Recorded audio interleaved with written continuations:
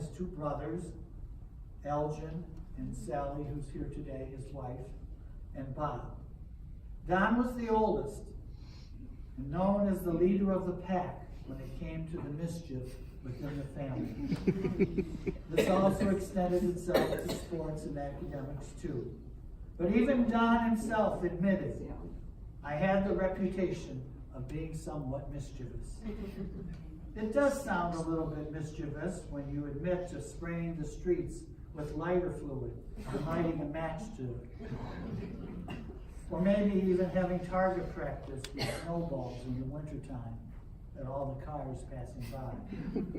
Or even finding an excuse to maybe manipulate Mom and get her to keep me home from school on a given day. Oh yes, Don knew how to manipulate a situation. There were many other infractions that we could talk about, but we also know that Don's reputation was more than that too. There was a positive side. He was extremely intelligent, we know, and he graduated at the top of his class at Northwestern and was at the same time a great athlete. He won awards for pole vaulting in high school and was a competitive swimmer, as well as playing other sports, football and basketball.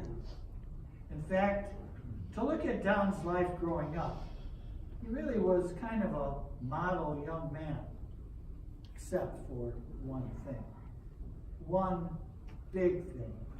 One very big thing. And that was, Don wasn't Greek.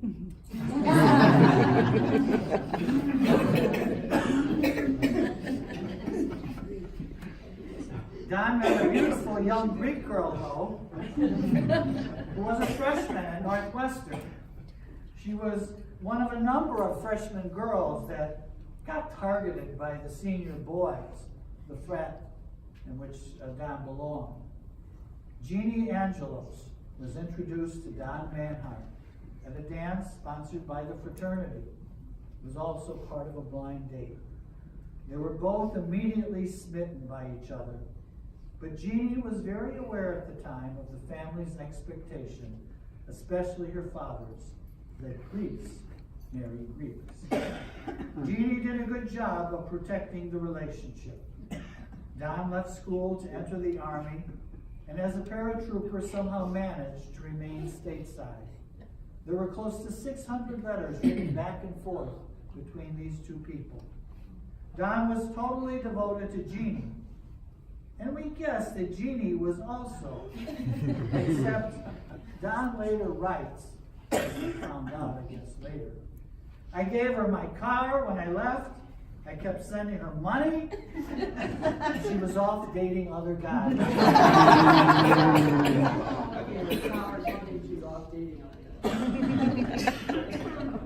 Jeannie, I'm sure this was all part of the big ploy to keep your folks, to kind of get them off the scent.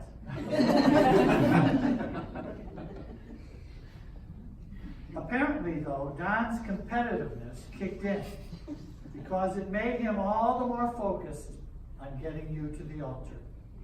You both married in a small ceremony July 14th, 1956.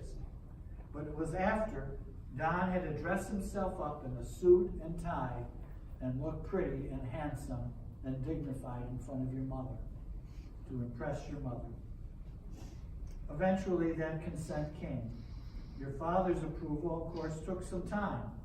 But with some Greek religious instruction, which Don got, your parents and Don became close and enjoyed a happy, loving relationship which resulted in living together for most of your married life and family life. This all sounds like a movie, doesn't it? In many respects, your love affair grew into a fairy tale life in so many ways. Don graduated college as a civil engineer. He was smart, hardworking, an entrepreneur when it came to business. He worked for Green Guard Associates and Hooper Engineers before he started his own business, Donald Manhard Associates. During the same time, he developed the Fox Trail ski area and was hired by the village of Riverwoods. And at the same time, while the children were growing up, he was creating and opening teenage nightclubs in the north and northwestern suburbs.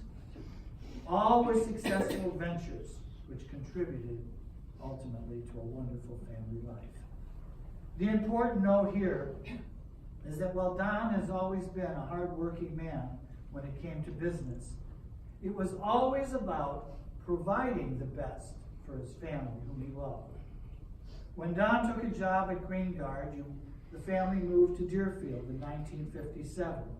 After 10 years on Apple Tree Lane, you moved to Lake Eleanor, which is where the family was principally raised. Pete was born in 1959, Don in 1960, and Katie 4 years later.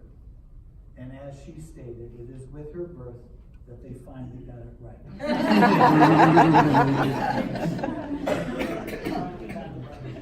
However successful Don was in his business career, he couldn't be prouder, though, of how he succeeded in raising his children and what they would become.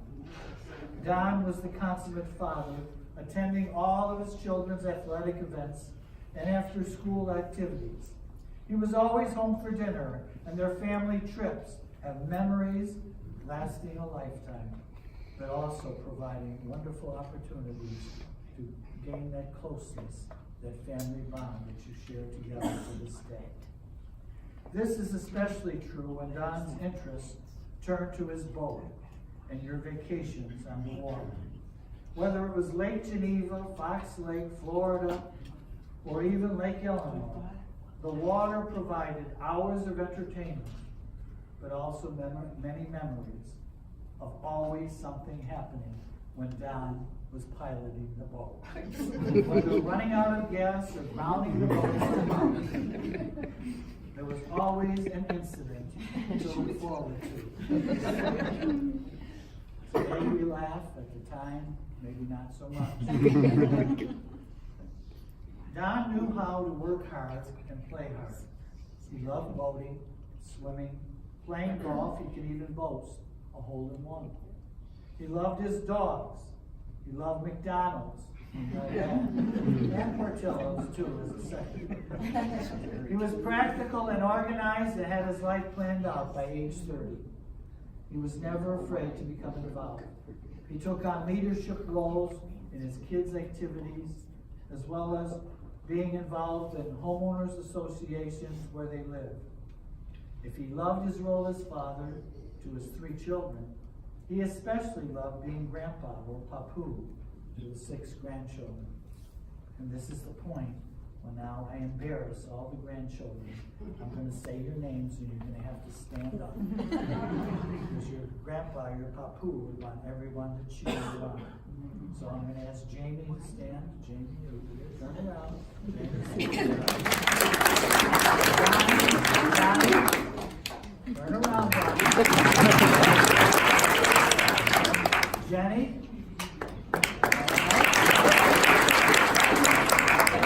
Michael. Mark. And Alexis.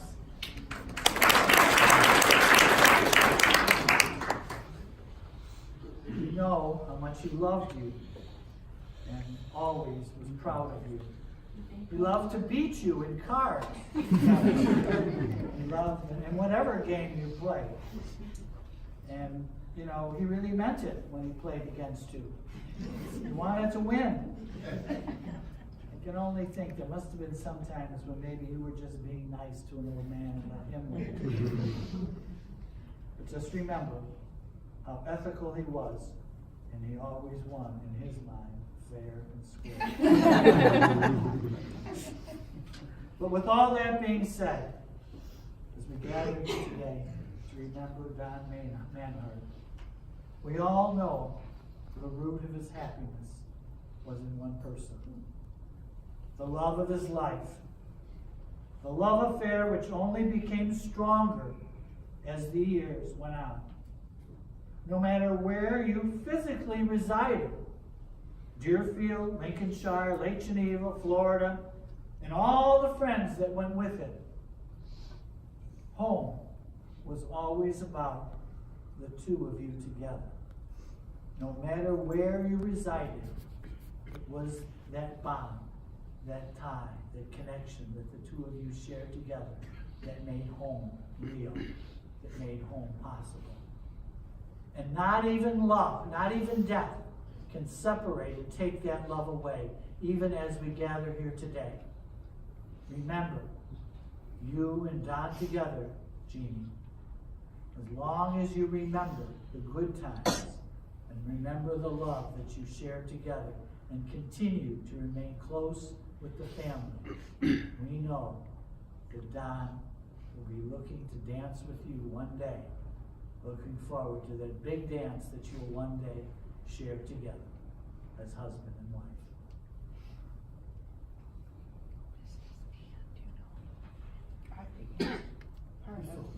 Before I invite the family forward to share a few words, there's a song. We've selected some songs here today, and all of these songs really speak of that relationship between Don and his family, most especially Jeannie. So listen to this song and get into the spirit of the family here together. Come back to follow, I gotta say. I want to say a few words about Dad. I mean, first off, describing Dad, he was honest, he was loving, hardworking, a leader and a true friend. He still had friends to this day from high school, and grade school even. There's a number of things though that Dad loved, and as Jerry explained, family, vacations, food, and winning. Family was always number one. He loved my mom with all his heart and all his soul. She was always his number one. They were together all these years, and he was very, very dedicated to her. And he loved us kids too.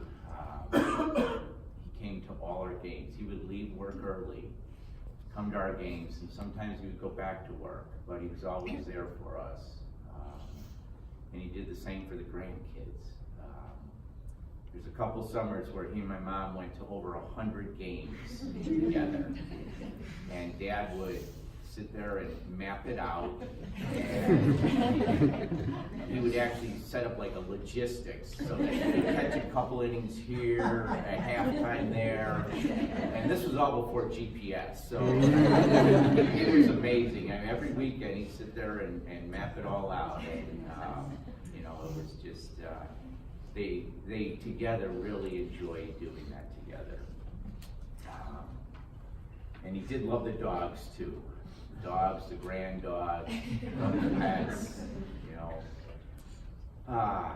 Vacations. Dad and Mom loved to travel together.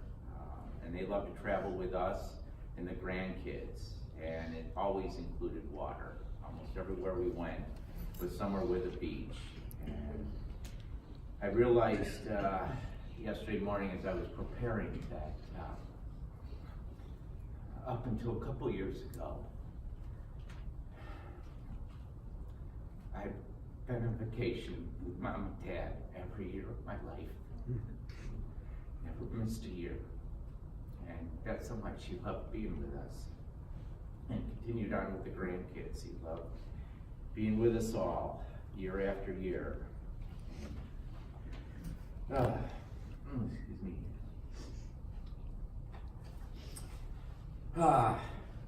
But one of Dad's main loves was food. And, you know, Dad loved food with a combination of family and vacation. It, you know, there was always something that included food. And, you know, for example, we would be on a family vacation with Dad in the water on a raft, and he would have food with him. and Dad, he had two main food groups, and those were McDonald's and ice cream. Portillo's did move up the ladder in the way of nutrition, but he definitely loved McDonald's because he could get his food fast. Dad also had a sign in his office for many years, and it said, "I eat dessert first, because you never know how the rest of the day is gonna go." And Jerry talked about Dad being competitive, and it really didn't matter whether you were 5 years old, 45, or 85, he wanted to win. And just a week ago, went over to his house to play cards, and the first thing out of his mouth was, "Did you bring your money?" And then Dad was winning, and as always, when he was winning, he would say, "Can you read the scores?" And he would read the scores, and then he'd say, "I didn't quite hear that." And when he won, he would always whistle. So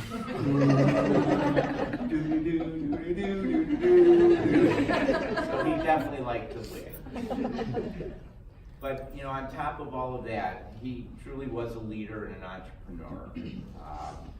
He was our baseball coach, softball coach, scoutmaster, Indian Princess chief. You know, as Jerry said, president of HOA, Condo Association. I think he was a glutton for punishment. He also was committed to the public. He served on many committees and many boards. He was on the health department board and several other boards. And I really think he probably would have been, you know, a good public servant in government, except that, you know, that would have interfered with family. So family was much more important to him. So in closing, I'd like to say, you know, that I was blessed to be able to live, work, and play with my dad. A number of years ago, I attended a funeral of a friend of mine's father.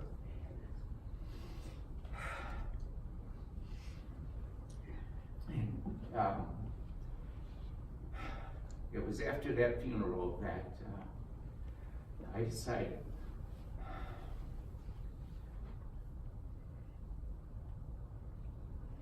that anytime I was with my dad, I would give him a hug and tell him I loved him.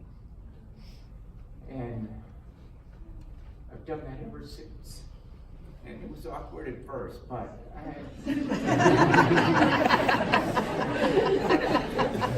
I don't regret that for 1 minute.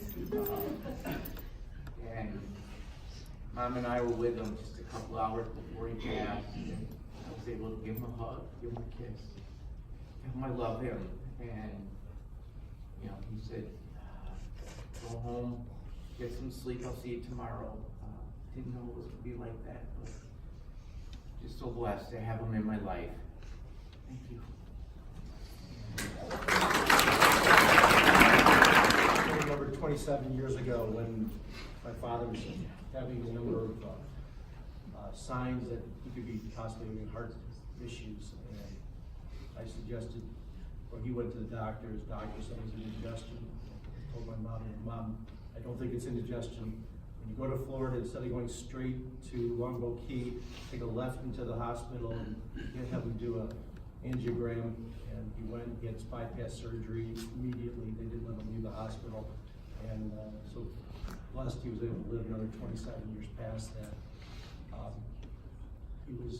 He had 4 or 5 arteries that are black, 3 that they totally took out. But his love of food, he's like our dog. We have a pug who's very food motivated.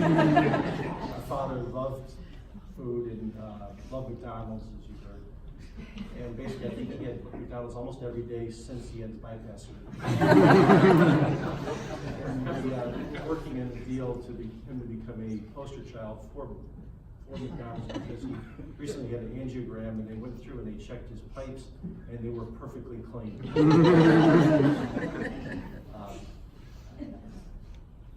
My father gave me so many things. Hard to say all of them. Just competitive nature, obviously. We were very much alike. He taught us many things: baseball, pole vaulting. That was one of my things.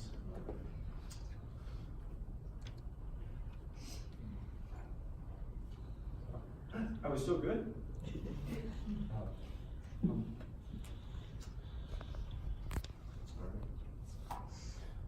Well, I'll skip to the fun ones.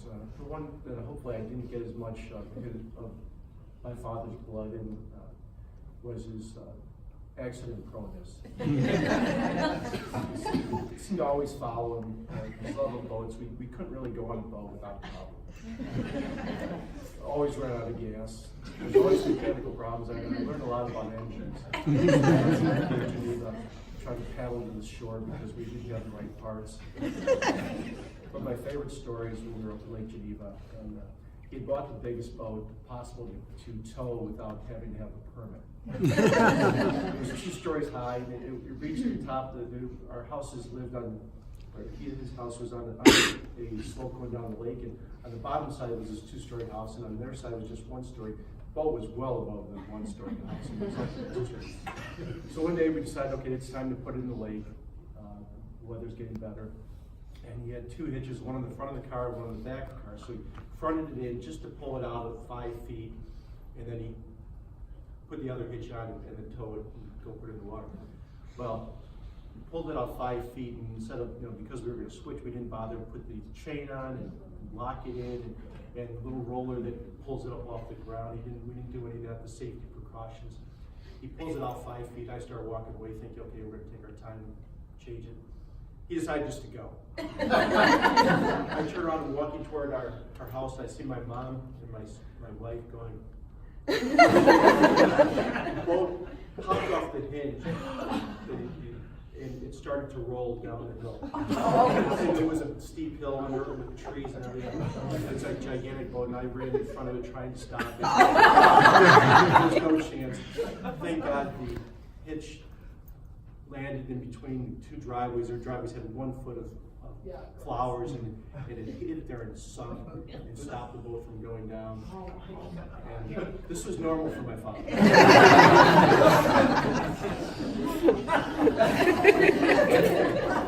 I do want to say how lucky we all were to have him as father. He was the hardest working, most dedicated to the family.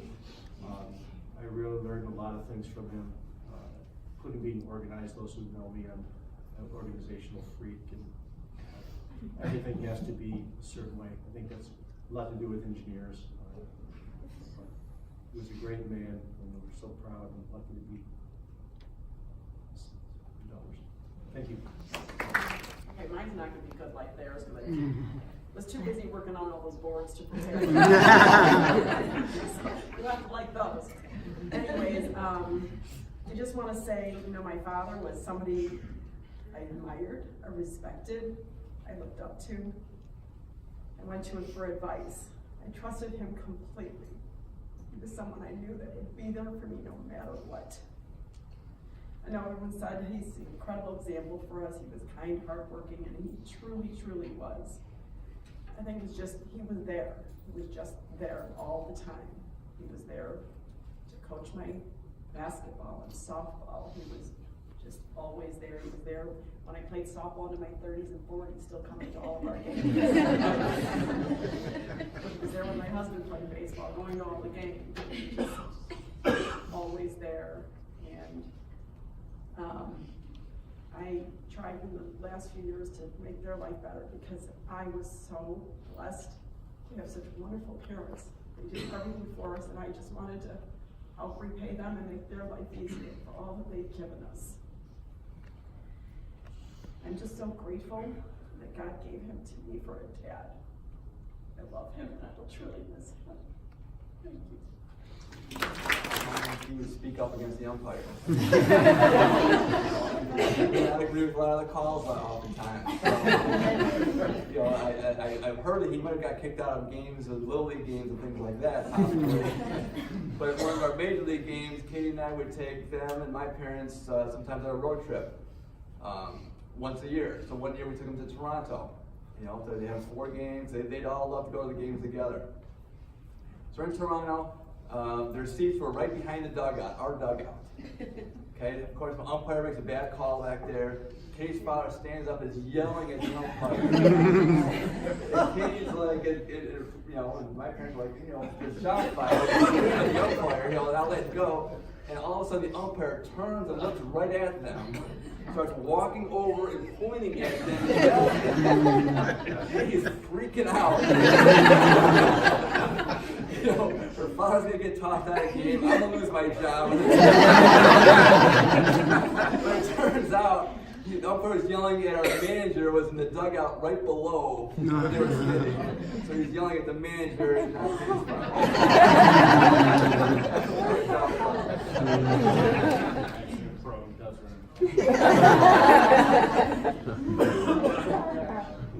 All right, so our grandpa went by many names. Don to family and friends. At work, he was senior. Had several others, but to the grandkids, he was always Papoo. Papoo was an amazing husband and father. But I think there's no doubt that he and Yaya loved us grandkids more than anything else. I mean, we may be a little biased on that. I'm sure you guys have all seen the pictures out there. There's a couple of them. But yeah, as kids, we went to Camp Yaya and Papoo in Lake Geneva every summer, and we made s'mores and tubed all at the same time. Jamie may have landed on Mark once or twice. We carved pumpkins together before Halloween, making a mess of the entire kitchen, and had sleepovers at their apartment whenever we could all year round. As young adults, we traveled together to many places, had events together, and worked together. Our Papoo loved to teach, and he was gracious enough to teach anyone who was willing to learn. He always spent his time teaching all the young employees at Manhard. I'll never forget running through my first grading plan with my Papoo. He was so excited to sit down with me and teach me everything, and I know he did the same for Mark and Jamie. And of course, no story is complete without Yaya. We all saw his love for Yaya every day. From the moment they went on that blind date years ago, through his children's lives and through his grandchildren's lives. To the moment he passed away, they were always together. Never a moment that they weren't hand in hand. We were all lucky to have known and enjoyed our time with such an inspirational person. And I know that Papoo lived an amazing life and an amazing family. And that somewhere in the next life, he's on a beach waiting for his amazing wife, Yaya. Sorry. He loved Yaya so much. He loved his family so much. Thank you.